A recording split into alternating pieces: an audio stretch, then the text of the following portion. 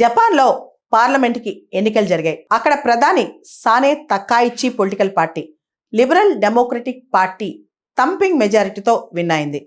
అంతేకాదు జపాన్ గత 70 సంవత్సరాల చరిత్ర చూస్తే ఇప్పటి వరకు లిబరల్ డెమోక్రటిక్ పార్టీని జపాన్లో రెండు టర్మ్స్లో అంటే 2 సార్లు మాత్రమే పార్టీ పవర్లో లేదనమాట.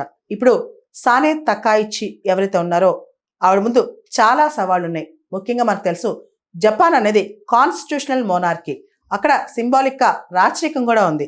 కానీ సానే తకాయిచి ఇప్పుడు మనం చూస్తే కనుక చాలా రిఫార్మ్స్ ప్రామిస్ చేస్తున్నారు. ముఖ్యంగా జపాన్లో ఇప్పటి వరకు కూడా 2వ ప్రపంచ యుద్ధం అయిపోయిన తర్వాత వాళ్ళకి కొత్త రాజ్యాంగం వచ్చిన తర్వాత రక్షణ రంగం మీద చాలా వరకు డబ్బులు ఖర్చు తగ్గించేశారు. ముఖ్యంగా చెప్పాలంటే జపాన్ రాజ్యాంగంలో రాసి ఉంటుంది, మేము యుద్ధాలకు వ్యతిరేకం, యుద్ధాలకు వెళ్ళం, మాకు స్టాండింగ్ మిలిటరీ వద్దు అని చెప్పి అప్పట్లో వాళ్ళు రాజ్యాంగంలో రాశారనమాట.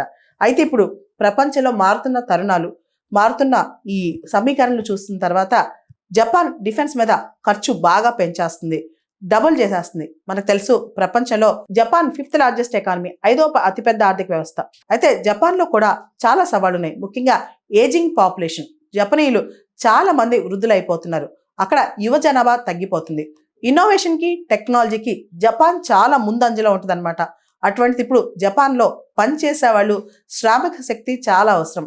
జపాన్ ఇప్పటి వరకు కూడా చాలా స్ట్రిక్ట్గా ఉండేదన్నమాట.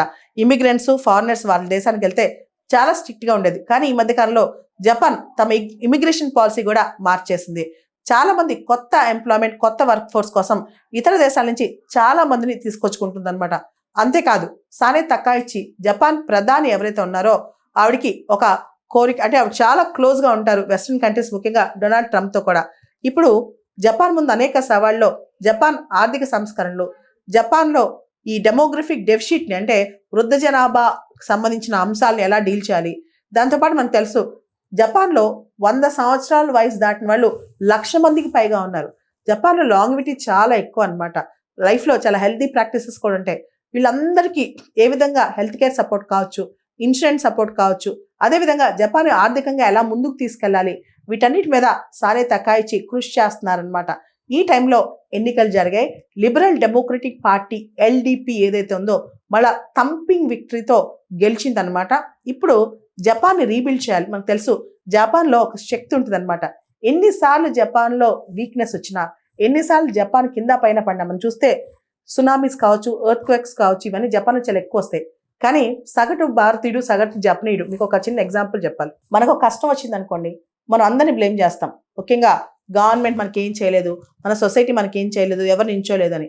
అదే జపాన్లో ఒక ఎర్త్ క్వేక్ కానీ ఒక సునామీ డిజాస్టర్ వచ్చింది అనుకోండి, ఒక జపనీయుడు తన ఫ్యామిలీని, తన ఇల్లుని మొత్తం కోల్పోయినా మరుసటి రోజు పొద్దున్నే అక్కడికి వచ్చి నెక్స్ట్ రోజు మార్నింగ్ నుంచే మళ్ళీ పాజిటివ్ యాటిట్యూడ్తో దాన్ని రీబిల్డ్ చేసుకోవడానికి ట్రై చేస్తాడనమాట. అలాంటి బౌన్స్ బ్యాక్ కెపాసిటీ జపాన్ సమాజానికి ఉంది. కాబట్టి జపాన్ ఇంకా బాగా ముందుకు తీసుకెళ్లాలని చెప్పి సానే తకాయిచి ఇప్పుడు అనేక సంస్థలు తీసుకొస్తున్నారనమాట. దానికి చాలా డబ్బులు కావాలి, ఇంటర్నేషనల్ సపోర్ట్ కావాలి, వెస్ట్రన్ కంట్రీస్ సపోర్ట్ కావాలి. ఇవన్నీ కూడా ఇప్పుడు సానే తకాయిచి నెక్స్ట్ కొన్ని సంవత్సరాలు ఆవిడ జపాన్ లీడ్ చేయబోతున్నారు. కాబట్టి నిజంగా అది గొప్ప అంశం అని చెప్పుకోవచ్చు. అదేవిధంగా భారత్ జపాన్ సంబంధాలు కూడా చాలా బలంగా ఉన్నాయి. ఇండియా జపాన్ సంబంధాలు అనేవి ఈ రోజు కాదు, 1950 నుంచి కూడా చాలా ఫాస్ట్గా ముందుకెళ్తాయి అనమాట. ఇన్ఫాక్ట్ చెప్పాలంటే 2వ ప్రపంచ యుద్ధం తర్వాత ఎవరైతే స్కూల్ పిల్లలు అక్కడ వాళ్ళు నిరాశ నిస్పృహతో ఉన్నారో వాళ్ళని అమ్యూట్ చేయడానికి మన ప్రధాని జవహర్లాల్ నెహ్రూ గారు ఏనుగులు కూడా జాపనీస్ జూకి పంపించారనమాట. ఆ తర్వాత జపాన్ని రీబిల్డ్ చేస్తూ జపాన్ కూడా ముందుకు సాగుతూనే ఉంది. నేమ్ ఎనీ టాప్ మోస్ట్ అంటే కొత్త ఇన్నోవేషన్, కొత్త టెక్నాలజీ జపాన్లో వచ్చి జపాన్ చాలా ఫాస్ట్గా ముందుకెళ్తుంది.